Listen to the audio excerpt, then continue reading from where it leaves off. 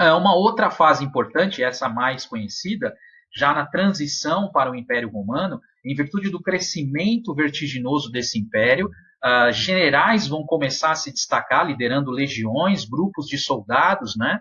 Que muitas vezes alguns deles você tinha as legiões que esses generais lideravam nessas conquistas e nessa expansão, e os patrícios também tinham seu próprio exército, e esse exército que serviam alguns grupos de patrícios lutavam em nome de um general e lutavam em nome de uma causa que esse general o colocasse. O mais conhecido de todos é Júlio César, que será assassinado pelo Senado, e aí seu sobrinho Otávio Augustus, ainda não Augustus, né? Ele recebe o título depois. Ao lado dos seus rivais, dos seus generais, formarão um triunvirato, um governo de três, para tentar aí conseguir manter o controle desse império e também vão disputar fronteiras desse império entre si e atraindo mais soldados, mais fiéis à sua causa, conforme o favorecimento que esses generais davam a cada conquista. E aí, dos três, quem vai se destacar dessa liderança no final da República Romana, início do Império, é Otávio, que recebe o título, ligado aí a Júlio César, o título de Augustus, ou o nome que vai ficar Otávio Augusto, ou divino, que vai assumir o poder único do império, se tornando o primeiro imperador romano, recebendo o poder do príncipes, né? O poder total da cidade e do império. E aí começa esse período a partir do governo de Otávio Augusto até Marco Aurélio, no ano de 180 depois de Cristo, a famosa Pax Romana, ou Paz Romana. Roma expande no máximo as suas fronteiras, a águia aí simbolizando essa expansão, aqui olha para todas as direções cardeais, né? Essa conquista vai além das fronteiras da cidade-estado romana, atingindo outras regiões e acabando com qualquer tipo de reação, ou seja, porque é conhecido como um período de paz. Não há inimigos que farão frente a esse Império Romano. Roma atinge seu auge, seu ápice, e, portanto, será única, cidade-estado única, que vai governar toda a área. No final da Guerra Fria, os Estados Unidos declara também, com o fim da URSS, a Pax Americana, ou seja, dominamos o mundo e não temos rival à altura para nos derrubar, para fazer frente a nós, né? E o período aí, algumas famílias que vão governar esse império, que vai de mais ou menos aí de 27 a.C.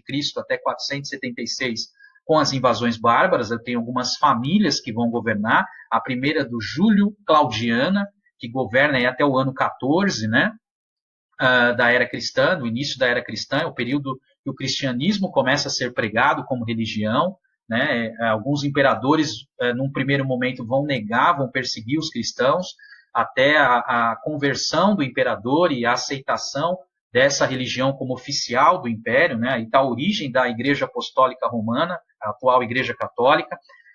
E numa segunda dinastia, Júlio Claudiana, né, alguns aí famosos, né, Calígula, Nero, pela sua crueldade, né, a perseguição aos cristãos será feroz, né, o incêndio da cidade no ano de 64, é bem conhecido esse período. A dinastia Flávia, né, ou Flaviana, também conhecida, né, a famosa diáspora do povo judeu pelo mundo, quando Tito destrói a cidade de Jerusalém, o templo, os judeus se espalham, aí seria após uma das primeiras dispersões, né, do povo judeu, e quando o Vesúvio entra em erupção, né, e destrói, acaba destruindo as cidades no sul da Itália, né, com essa destruição, e por fim a dinastia Antonina, né, que seria a expansão auge do Império, uma das últimas dinastias aí também, o fim com a divisão do Império em duas partes, né, como uma saída às crises aí do século III.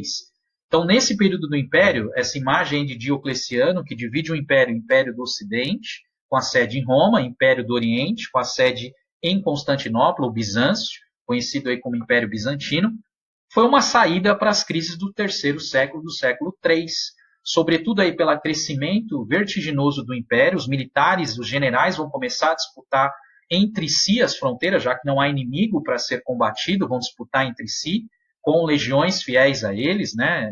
E haverá muitos assassinatos de imperadores nesse período também.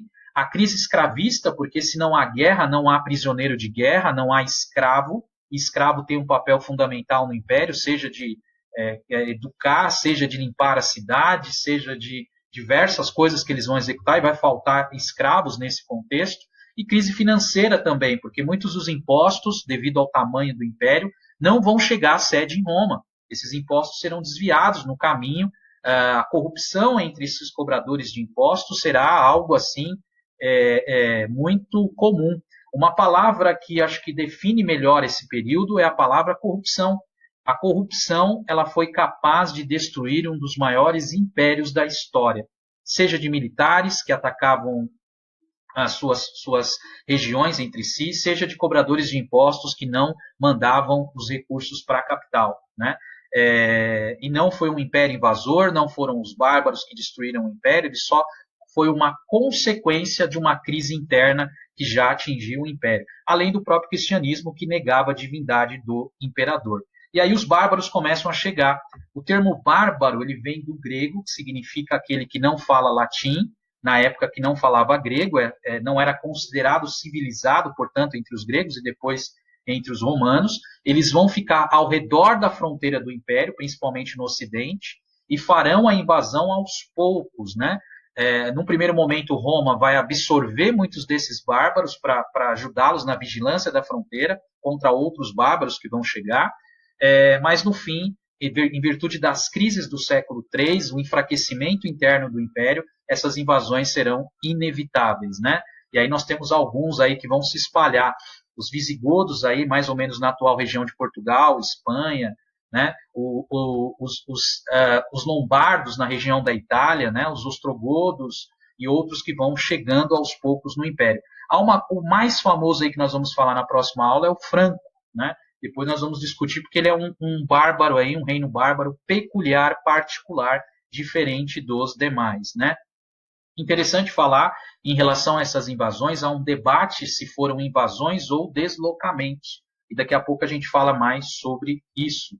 E aí, portanto, dessa aula, fazendo um resumão dessa aula, galerinha, espero que vocês tenham prestado atenção. Falamos aí a fundação, a monarquia romana, de 753 a 509 a.C., aí os 7 reis, né, que governaram a cidade, e as lendas de fundação, seja a lenda mitológica e a lenda histórica. Depois falamos das disputas na República, né, a reação dos plebeus e escravos contra a aristocracia patrícia, do ano de 529 a 27 a.C., com o domínio do Senado.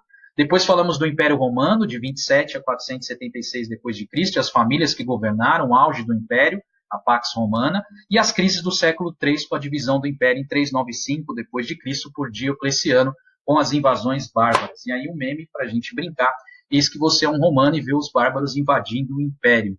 Olha que legal, né? Os caras invadindo o Império. Há um debate se foi uma invasão ou um deslocamento. Como o Império estava enfraquecido, alguns dizem que foi invasão devido à destruição provocada.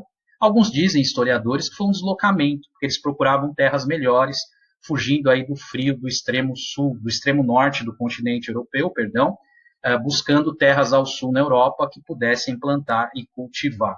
Então há um debate aí se foram invasões ou deslocamentos. Por hoje, galerinha, é só. Nos sigam nas redes sociais, Agentes Cristãos no Instagram, e não deixem de curtir nossos vídeos no YouTube, Agentes Escolares. Não se esqueça aí, fiquem com Deus. Tchau!